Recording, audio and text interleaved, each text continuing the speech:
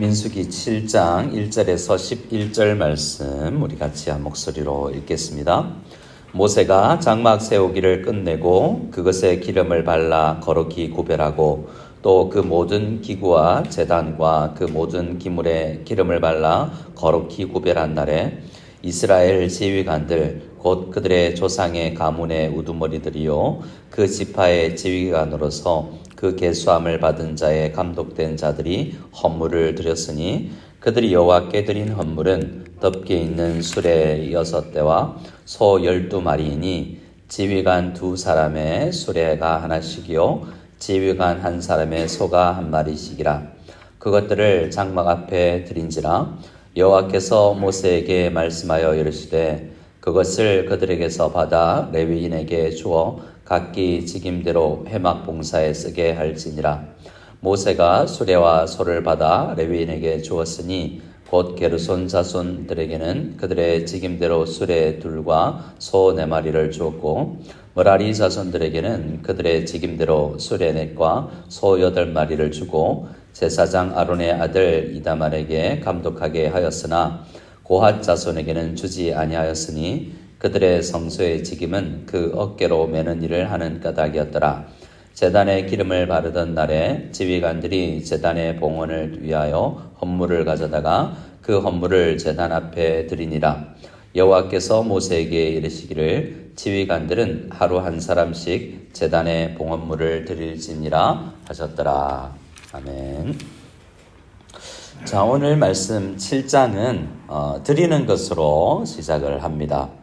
하나님께서 이게 같은 예물을 균등하게 드린 것을 보면 자원하지만 하나님께서 드리는 훈련을 하는 것 같아요. 그래서 동일하게 이렇게 각 지파별로 드리는 모습을 볼 수 있습니다. 근데 드리는 것이 문제가 아니라 우리가 어제 말씀을 마무리하면서 무엇을 보았습니까? 제사장 아론을 통하여서 축복을 하는 것을 보면서 묵상이 끝났죠. 그래서 사실 우리가 드리는 것이 문제가 아니라 축복이 먼저다라는 것을 볼 수 있습니다. 아론이 축복하는 것은 사람의 축복이지만 그 이전 하나님께서 우리를 얼마나 축복하시고 주시는 분인가라는 것이 드러나고 있는 것이죠.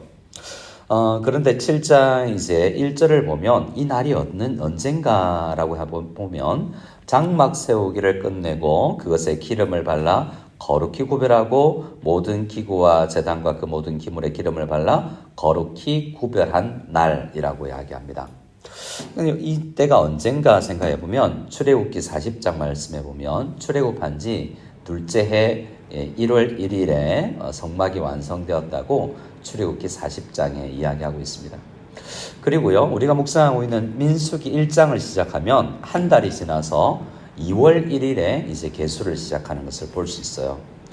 그래서 우리 인구 조사하기 전에 이미 성막이 완성되었기 때문에 이 드리는 날은 오히려 계수 전에 성막이 완성되고 나서였다는 것을 볼 수 있습니다. 하나님께서는 우리를 늘 축복하시는 분이고 또 우리와 함께 하시는 분이라는 것을 생각할 때 이 날짜는 다시 앞으로 잠시 넘어가 있다라는 것이죠. 하나님께서는 우리를 구별하여서 이스라엘 백성들을 특별히 구별하여서 제사장 나라를 삼고 싶으셨습니다. 하나님 앞에 온 세상 앞에 이제 쓰임받는 나라인데요. 먼저 하나님께 드리는 연습을 먼저 하는 것을 볼 수 있습니다. 전체 성도님들이 드려서 성막이 완성됐습니다. 출애굽기 말씀 보면 19장 이후에 시내산에 도착해서 말씀을 받고 난 다음에 출애굽기 후반부 말씀은 성막 만드는 일에 자세한 내용이 기록되어 있지 않습니까? 거기서 자색실 또 홍색실 이런 청색실들을 실 하나 만드는데도 많은 염료가 필요했습니다. 오늘날은 공장에서 찍어내지만 당시에 그런 실들과 천을 만들기 위해서는 많은 에너지가 필요했습니다.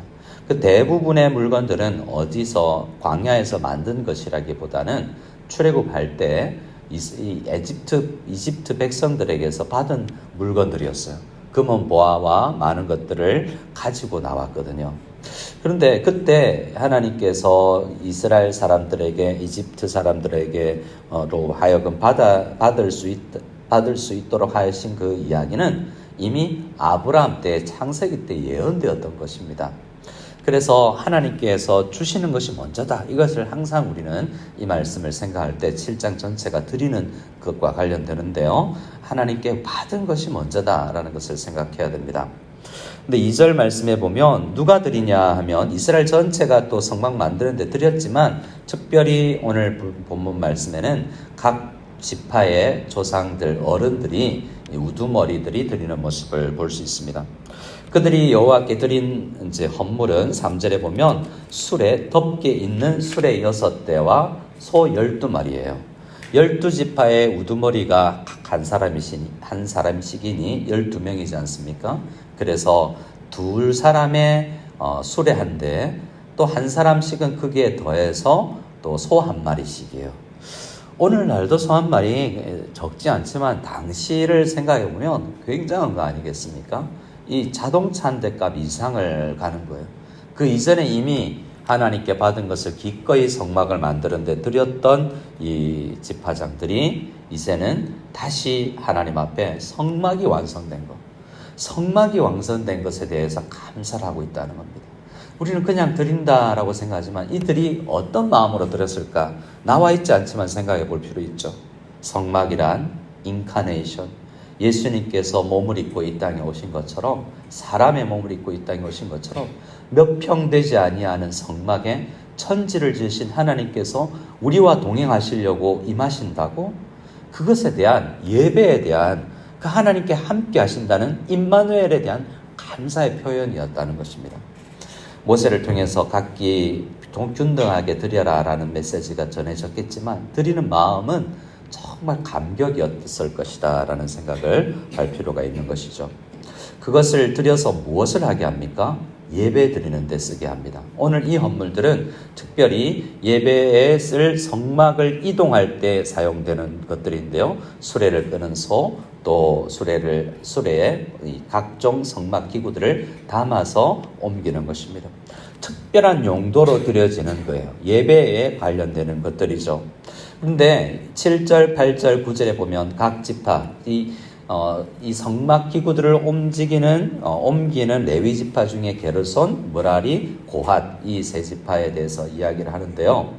각각 드리는 것은 각 지파장이 동일했는데 이 레위 지파가 사용하는 데 있어서는 차별적으로 각기 다르게 지급됩니다.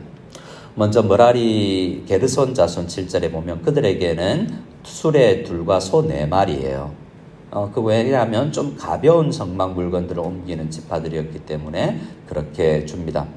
8절에 보면 므라리 자손들에게는 수레 4과 소 8마리를 주죠. 그래서 수레 하나에 소 2마리씩을 이렇게 주는데 좀 많이 주죠.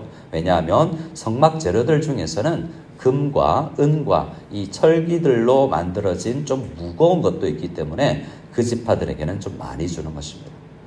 그런데 고핫 자손에게는요, 아무것도 안 줘요. 왜 그렇습니까? 그들이 물건을 옮기기는 옮기지만 그들은 수레에 실어서 가면 안 되고 어깨에 메고 가야 되는 사람들입니다. 어깨에 꼭 매는 일은, 언약궤를 매는 일은 수레에 실으면 안 된다라는 거죠. 그래서 그들에게는 수레가 필요가 없는 겁니다. 소도 필요가 없는 거죠. 누가 수레고 누가 소입니까? 그들이 고핫 자손들이 소요, 수레라는 거예요. 더 힘을 많이 써야 되는 일꾼들이죠. 사무엘하 6장 말씀에 보면 다윗이 이제 언약궤, 저기 전쟁터에 이제 우리 사무엘서 초반에 보면 빼앗겼던 언약궤가 이제 다윗으로 인해서 다시 옮겨지는 모습을 보는데요. 그때 그 언약궤를 수레에 실어서 옮기다가 우사가 죽게 돼요. 이 내용을 몰랐던 거죠. 이렇게 중요하고 감격적으로 하나님께서 우리와 함께 하신다는 이 예배드림에 있어서 그 다윗 시대에는 많이 잊혀져 갔던 것입니다. 근데 이 사람들은 알고 고핫 자손들은 기꺼이 아는 예배를, 아는 하나님을 아는 방식으로 드렸던 것이죠. 자, 오늘 우리에게 무엇을 성경은 이야기합니까? 드려라, 뭐 이런 이야기입니까? 그렇습니다. 드려라는 것입니다. 그런데요, 먼저 받은 것이 있다. 기쁜 마음으로 하나님 앞에 첫 시간을 드리고 물질을 드리고 달란트를 받은 것에서 드리는 연습을 해야 된다라는 것입니다. 저는 한 사람만 이야기하고자 합니다. 이름은 여기 기록되어 있지 않지만 민수기 1장에 보면 이름들이 기록되어 있어요. 이 드린 사람들의 이름이 기록되어 있습니다. 특별히 한 사람 1장 10절에 에브라임 지파의 엘리사마라는 사람이 나옵니다.